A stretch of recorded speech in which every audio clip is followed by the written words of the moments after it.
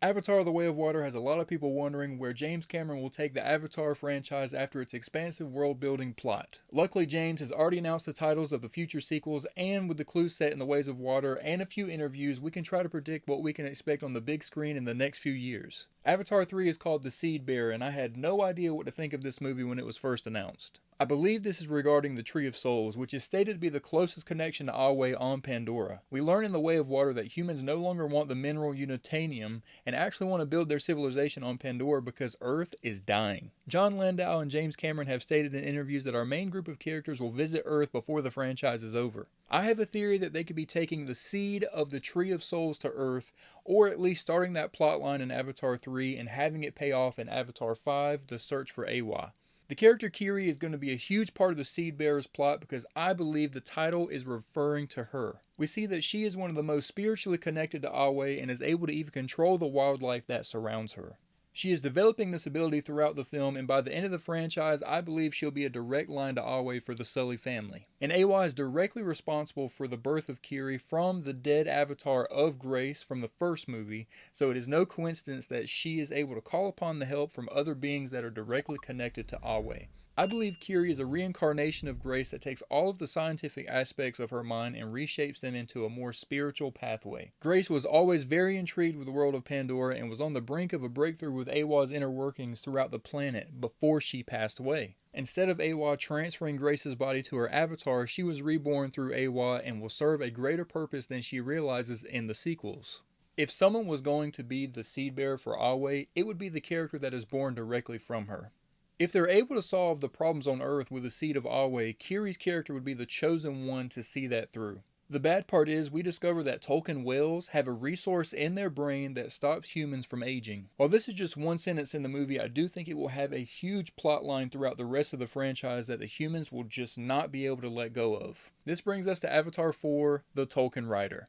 In our Way of Water movie review, I state multiple times that Pycon the Whale is the MVP of the movie and that without him, the Sullys would not have survived. Who is the only character that believed in Pycon when no one else did? The fellow outsider Loak, Jake's youngest son. He is the Tulkun Rider that the title refers to and will have the responsibility of protecting the other Tulkun whales from the humans and their greed for the search of immortality. It's possible that our characters are separated at the end of Avatar 3 and Loak has to stay behind and protect the clan while Kiri and the Sully family travel to Earth with the seed for the Tree of Souls. Jake is regarded as Turuk Makto, one of the only riders of Leonopteryx, and I believe Loak will be regarded as the Turuk Makto equivalent dubbed the Tulkun Rider. We see that Loak was bonded to Pycon in the Way of Water when he shared the tragic backstory of why he was outcast. Now that Pycon's name has been cleared and he saved Jake and the Water Clan leader Tanawari's children from certain death at the hands of the Colonel, he will be regarded as one of the most respected Tulkun in the tribe. And don't worry, we'll talk more about the Colonel in just a second. Loak is set up to be a great warrior that thinks differently than the rest of the Na'vi by the end of the Way of Water. In his youth, he is troublesome because his ways aren't understood, but he will be one of the standout characters by the end of the franchise, especially after bearing the responsibility of his brother Neteyam passing away. Loak is the reason that Spider and Jake survived the Way of Water, and the ripple effect this will have on the sequels will be monumental. Especially because Spider saves the Colonel's life at the end of Way of Water, and James Cameron has stated that the Colonel will be the villain in all 5 movies. The most interesting character in the Way of Water is Colonel Quaritch, and I think there's a lot of potential for him to be the best villain ever put to screen. The tricky thing about this character is that James Cameron knows that making him a good guy would be way too cliche, so how did the sequels build him out? I have a few ideas on where this could go, but they're a little bizarre, so just hear me out. If the memories of Quaritch are still available to be used, they could be uploaded into multiple avatar bodies that would form an army of the Colonel with the pursuit of revenge on Jake. I think this would be a little too insane, but I do think it would be amazing to see how powerful a unit of the Colonel would be. I think it would actually be a lot more plausible that the Colonel recruit a different Na'vi clan that fights up against Jake and starts a civil war. In the Way of Water, Quaritch emphasized that they should learn the way of the Na'vi to blend in and better understand their enemy. I think if we build that up in Avatar 3, by Avatar 4, The Tulkun Rider, we could see the Na'vi Civil War led by Quaritch.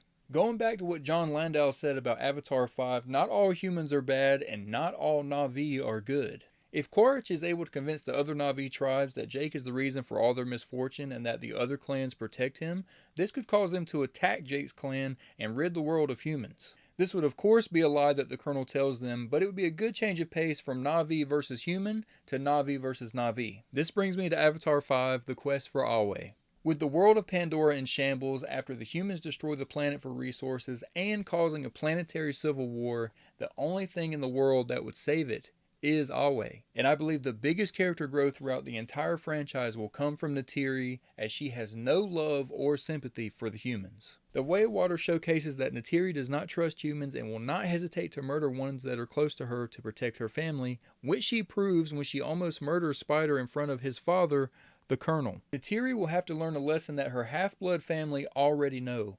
All life is sacred to Eywa, not just life from Pandora. Jake and his children all love Spider and regard him as part of the family. Jake even says at the end of the film, a son for a son, after Neteyam passes away and Spider sides with the Na'vi over his own father. John Landau specifically says he wants Neytiri to be exposed to human culture on Earth to see that not all humans are evil. So with Neytiri traveling to Earth to plant the seed from the Tree of Souls, I believe Neytiri will also accompany her on that trip to see Earth and the consequences of human actions, and that all humans are different. It can also be the changing character that Neytiri needs that Eywa is trying to show her. An interesting point that could be possible: the Na'vi are made human avatars to be able to breathe air on Earth the same way that they have genetically modified avatar bodies of the Na'vi so that Earth can breathe on Pandora.